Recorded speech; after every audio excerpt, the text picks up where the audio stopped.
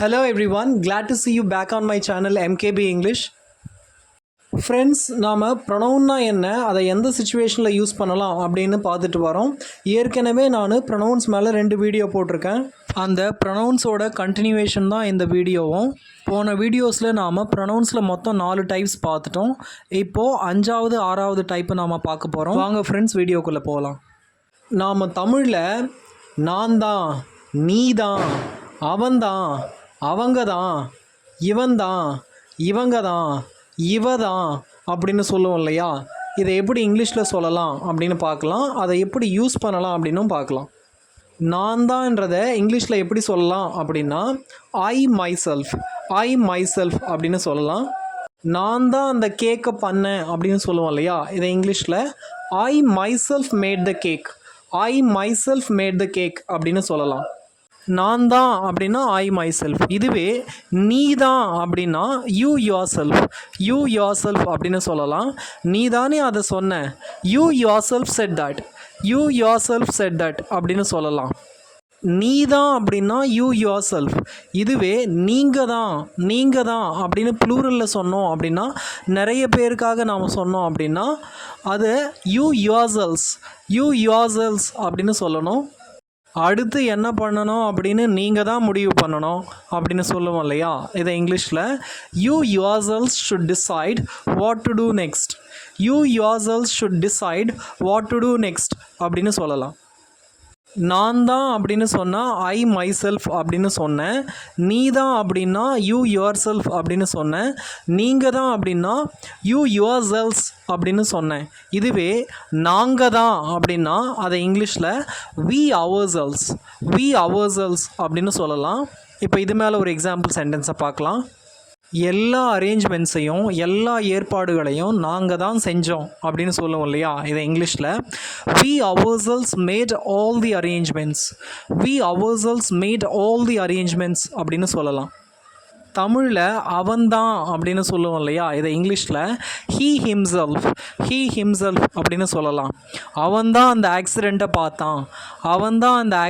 பார்த்தான் அப்படின்னு சொல்லுவோம் இல்லையா? அதை இங்கிலீஷில் he himself witnessed the accident அப்படின்னு சொல்லலாம். அவ தான் அவங்க வீட்டுக்கு போனா அப்படின்னு சொல்லுவோம் இல்லையா? அதை இங்கிலீஷில் she herself went to their house. இங்கே அவ தான் அப்படின்னா அதை நாம் இங்கிலீஷில் she herself அப்படின்னு சொல்லலாம்.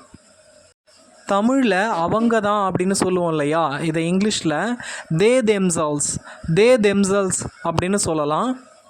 அவங்க தான் மீட்டிங் அரேஞ்ச் பண்ணாங்க அப்படின்னு சொல்லுவோம் இல்லையா? அதை இங்கிலீஷில் they themselves arrange the meeting அப்படின்னு சொல்லலாம். இப்போ நாம் பார்த்தோம் இல்லையா? Myself, yourself, himself, herself, themselves, இதையெல்லாம் உயிருள்ளவங்களுக்கு தான் நாம் பயன்படுத்துவோம். இதுவே உயிரற்ற பொருள்களாக இருந்தது அப்படின்னா நாம் இட் செல்ஃபை யூஸ் பண்ணலாம். அதை எப்படி யூஸ் பண்ணலாம் அப்படின்னு ஒரு எக்ஸாம்பிளை பார்க்கலாம். நம்ம தோட்டத்தில் நிறைய பூச்செடி இருக்கு இல்லையா? இதில் அந்த ரோஸ் தான் பூத்துது அப்படின்னு சொல்லுவோம் இல்லையா? அந்த ரோஸ் தான் பூத்துது. இதை எப்படி இங்கிலீஷில் சொல்லலாம் அப்படின்னா the rose itself bloomed அப்படின்னு சொல்லலாம். ஸோ இப்படி தான் நாம் இட் செல்ஃப் அப்படின்ற வேர்டை யூஸ் பண்ணணும். ஸோ ஃப்ரெண்ட்ஸ், நாம் இப்போ பார்த்தது இந்த ப்ரொனவுன்ஸை எல்லாம் எந்த சிச்சுவேஷனில் யூஸ் பண்ணலாம் அப்படின்னு பார்த்தோம். இதை இந்த சிச்சுவேஷனில் மட்டும் இல்லை, இன்னொரு சிச்சுவேஷனையும் நாம் யூஸ் பண்ணலாம். இப்போ அதை பற்றி பார்க்கலாம். நான் தான் அப்படின்னா ஐ மை செல்ஃபை யூஸ் பண்ணுவோம். இதுவே என்ன நானே அப்படின்னா நீ தான் அப்படின்னா யூ யுவர் செல்ஃபை யூஸ் பண்ணுவோம்.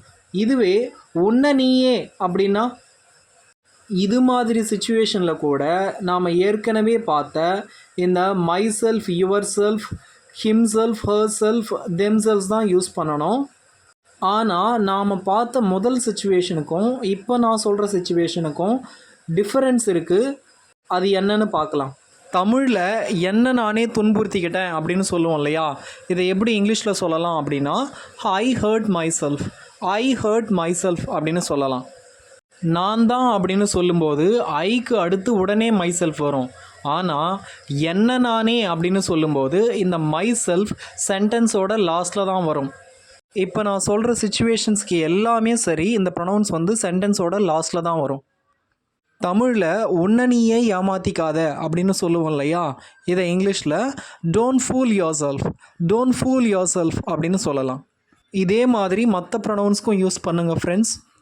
இப்போது நான் முதல்ல சொன்ன சுச்சுவேஷனுக்கும் இப்போ சொல்கிற சுச்சுவேஷனுக்கும் என்ன கீ டிஃபரன்ஸ் அப்படின்னு பார்த்துடலாம்.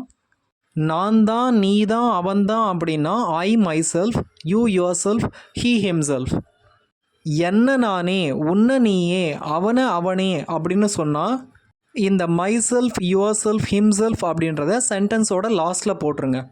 இது ஒரு டிஃப்ரென்ஸ். ரெண்டாவது டிஃப்ரென்ஸ் என்ன அப்படின்னா, முதல் சுச்சுவேஷனில் நீங்கள் இந்த ப்ரொனவுன்ஸை எடுத்துட்டாலும் அது மீனிங் கொடுக்கும். ஆனால் ரெண்டாவது சுச்சுவேஷனில் நீங்கள் இந்த ப்ரொனவுன்ஸை எடுத்துட்டீங்க அப்படின்னா அது மீனிங் கொடுக்காது.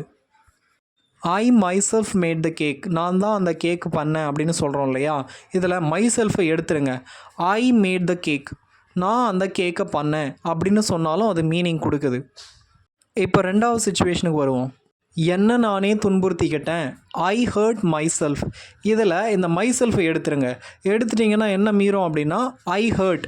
ஐ ஹர்ட் அப்படின்றது வந்து கம்ப்ளீட் மீனிங்கை கொடுக்காது. ஏன் அப்படின்னா ஐ ஹர்ட் அப்படின்னு சொல்லிட்டு நீங்கள் நிறுத்திட்டீங்க அப்படின்னா நான் துன்புறுத்தினேன் அப்படின்ற மீனிங் வரும். அங்கே நாம் சென்டென்ஸை கம்ப்ளீட் பண்ணல.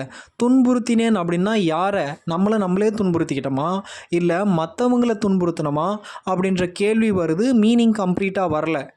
முதல் சுச்சுவேஷனில் மை செல்ஃபை யூஸ் பண்ணாலும் யூஸ் பண்ணாட்டியும் மீனிங் வரும்.